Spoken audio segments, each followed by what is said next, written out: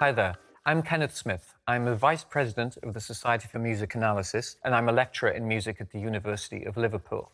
The purpose of my talk today is to really use different aspects of music analysis to look at a single piece of music. I've chosen a short piece to analyse. It's a piece by the Russian composer Alexander Skryabin. It's simply called Poem. And Skryabin wrote this piece in 1903 as a result of him thinking not just about music, but also thinking about philosophy. If you accept Skryabin's word for it, Skryabin was a profound philosopher. And what I want to do is use music analysis to really interrogate the musical object itself, to try and really unpack the notes that we hear or the notes that are written on the page, but also to put those in line with the kinds of philosophy that Skryabin was thinking about at the time, and perhaps even the kind of philosophies that we might think about today. So I'd like to start my analysis then with a question, and it's a question which comes from Skryabin's earliest critics, who at the turn of the 20th century quite often became quite fanciful in the way that they described his music. So one quotation which I've found is taken from the British musicologist Alfred Julius Swan, who in 1923 called the piece a caressing, kissing poem. I'm also going to think about another quotation which is perhaps more telling from Skryabin's closest friend Leonid Sabaneyev, who called the piece an erotic kiss, a kind of sexual dissolving in waves of sensation. Now, this is the kind of thing that seems particularly unscientific to me. But I think it's a good way into the piece of music to find out what led these particular critics to describe the piece of music as erotic or sensual. So I'm going to look at the piece now from three different perspectives, using three different types of music analysis to then work towards a more holistic overview of this piece and perhaps thinking about the philosophies behind the piece. This is Skryabin's poem Opus 32, number 1.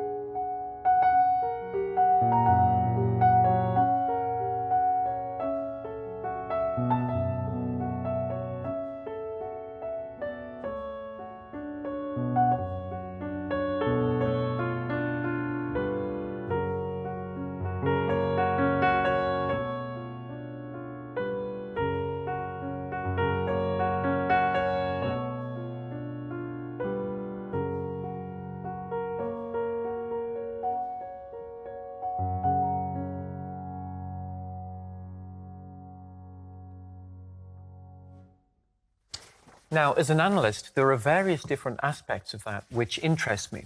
One particularly is the opening few bars, which to me sound very, very mysterious in terms of the harmony that's presented. This is something which is not really a 19th century characteristic. This is at the turn of the 20th century. So because I'm interested particularly in the harmony, I've drawn what I call a harmonic reduction. Now, a reduction captures not just the harmony, but also the voices, the way that the different voices interrelate to each other. Some of you may associate music analysis with the rather dry process of writing different Roman numerals under the chords to try and show their relationships to each other. That can be a very limited view of what analysis can do. However, it can sometimes be a way in, particularly when I'm thinking about the harmony at this particular moment. So the harmonies of these opening four bars start off with this rather unusual chord. This chord was actually called a French sixth chord, and it was a chord which tended to resolve its tensions onto the dominant seventh of the given key. Now, in this key, F sharp major, the dominant is therefore C sharp. And in fact, true to form, this French sixth chord resolves its tensions onto the dominant seventh. So I'll label that 5-7. We have the chord C sharp here, with the pitches C sharp, B, and E sharp. We also have this pitch on the top, above that, in the melodic line, a D sharp. Now, the D sharp is dissonant. However, that makes it interesting. So I'm going to return to that in a few moments' time. So this French sixth, then, which is resolved to the dominant seventh chord, would then lead on, ultimately, to the tonic chord. And that's what happens. But that doesn't happen for quite some time. It happens right over here in bar 5. And throughout this section, the 5-7 chord is maintained. How is it maintained? Well, you can see that the C sharp here is labelled in the bass quite prominently. To show its prominence, I've put stems on the pitches and also used these beams to connect them.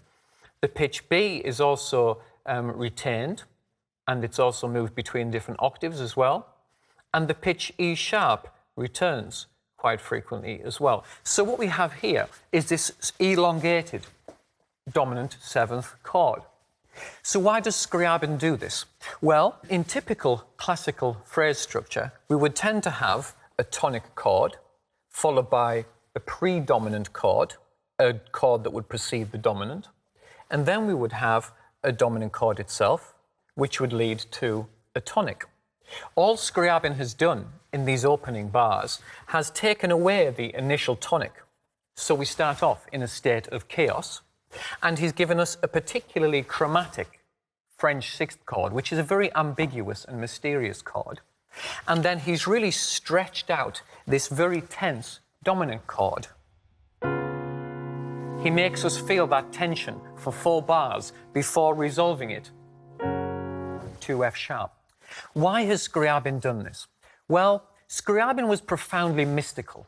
He was obsessed with the mysteries of life, and that these mysteries would one day be solved. He was very egotistical and thought that he was the person that would solve these mysteries.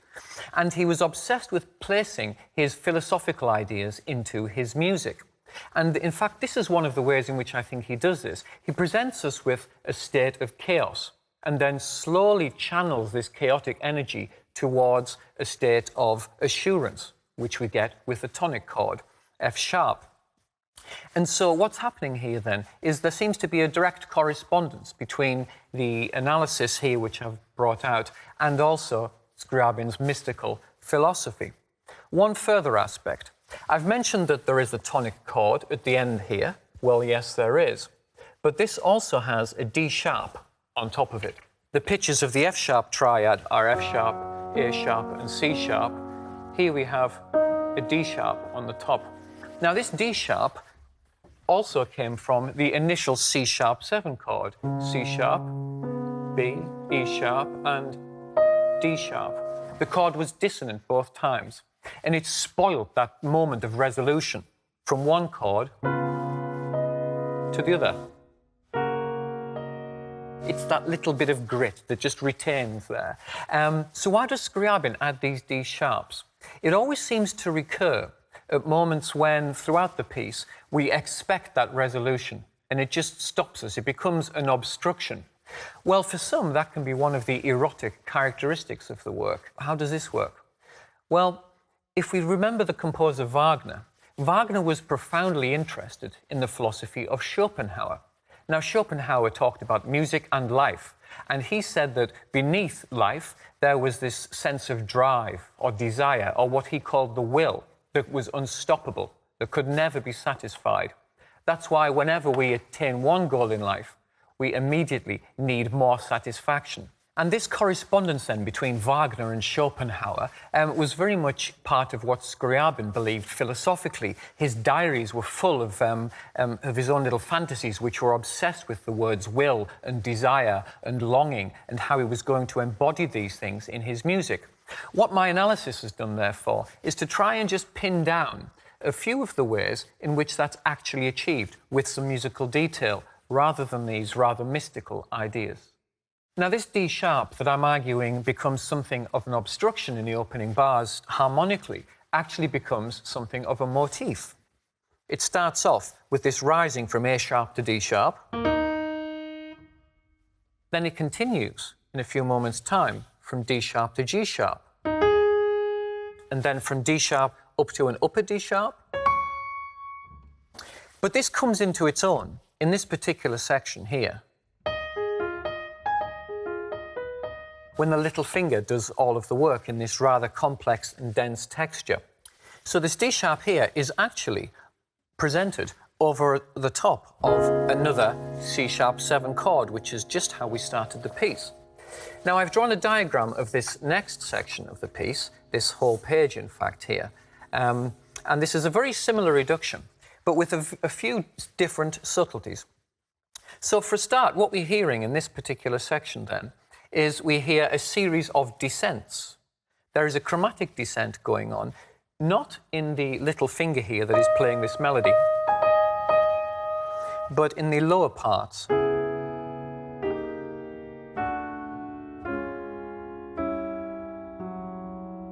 So the melody is sort of fighting, in a way, this lulling chromatic descent. However, the chromatic descent occurs over a C sharp pedal, which I've drawn in my diagram with this huge beam across. And in fact, because the melody is descending, but at a different rate to the inner parts, the inner voices, it becomes quite pointless to label a harmony at any given moment. What's more important is really the overall goal of this section, which is to start off with a 5-7 chord, C sharp, with the D sharp on top, of course, and chromatically descend all the way down back to a 5-7 chord. So this reduction gives you that particular aspect of this section of the piece. But what's interesting to me is the way that the upper voice, the melody, relates to this inner chromatic version. We have the really assertive fourths in the melody, but these do descend in step. And we have this kind of very seductive, liquefied atmosphere of the lower harmonies, which emphasize pentuplets against triplets. So these rising motifs, these fourths, Skryabin called the rising of the creative will towards ideal creative power. He saw that as a very, very assertive, vital force, the will, perhaps Schopenhauer's the will. However, he always said that that vital force needed an alternative force, a force of resistance to that will, in order for the will to actually assert itself. So what I believe is happening here is that we have these two forces, the will and the resistance. In other words, this strange, lulling, chromatic pull downwards.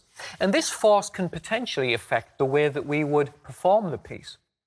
We do actually have a recording of Skryabin playing this piece in 1910, which we will be making available online for you to download. and which tells us that Skryabin thought of this as a very, very tense moment. And he makes it feel very tense by getting very, very fast towards the moment of resolution, and then really giving us a moment of pulling back at speed, a huge ritardando at the moment of resolution. So he plays this little section a bit more like this.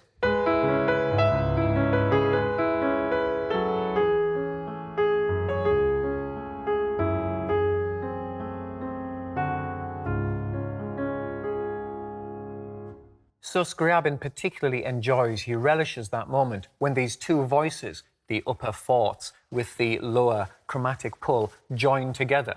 Those two voices dissolve into the harmony, this C-sharp major chord, which temporarily is made to feel as though it's tonic, although in the grand scheme of things, this is the dominant. Now that leads us to the final type of analysis I'm going to use today, which is formal analysis, looking at the bigger picture, the form of the piece. Some of you might associate formal analysis with the simple label like rondo form, sonata form, binary form. Or you may associate it with algebraic lists like A, B, A, A, B, C, A. But form, in fact, is something much more versatile than that. It's something that looks at the detail of the imminent musical moment as well as the bigger picture. However, I've started off with an overall sketch of the four main sections of the piece. I've called them A and B. Those are the two contrasting sections. And then again, in this overall binary form of the piece, we have A and B again. But the A section is now showcasing what we call invertible counterpoint. The melody is placed into one of the inner parts, and the inner part is now a melody. And then the final section, the B section, is now transposed. It's actually placed upper fourth. It's transposed now into the tonic. So this piece starts off in F sharp, moves to the dominant, moves back to F sharp only very, very briefly, but then closes with the B section no longer in the dominant here, but now in the tonic of F sharp. Now that's a fairly standard procedure. But what's interesting about the piece to me is the relationship between the small details and the global picture. So, if we look back to our motif, that rising D sharp to G sharp, we can find that on the global level of the piece as well. Looking here at the inafferrando section, we have D sharp and G sharp very clearly, as we've said. But when that's transposed, this new version is on G sharp, continuing this rising sequence of fourths. Well, where does that come from? Of course, the D sharp and G sharp happen all through the piece, not least here. And then here. So what's happening is the very, very local, imminent properties of the piece are being translated into a much more global setting. So remember, in the second half of the piece, we had this descent from D sharp right the way down a scale to E sharp.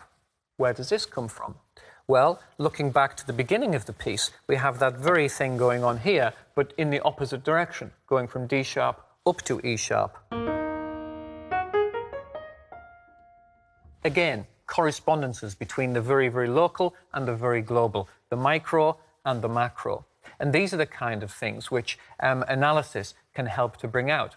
So the kind of questions that this analysis has raised are often buried deeply within the musical score, and it's the job of the analyst to bring these to our attention, whether that's the analyst as composer, performer, or listener. In this particular case study, I've tried to show that what we really need is not to think of analysis in its own little bubble. These details are vital to our understanding of the piece, but it's the relationship that these details have with the bigger picture, whether they be the philosophies at the time of composition of a piece of music, or even our own ideologies today. So for me, it's this dialogue which is the vital aspect of analysis.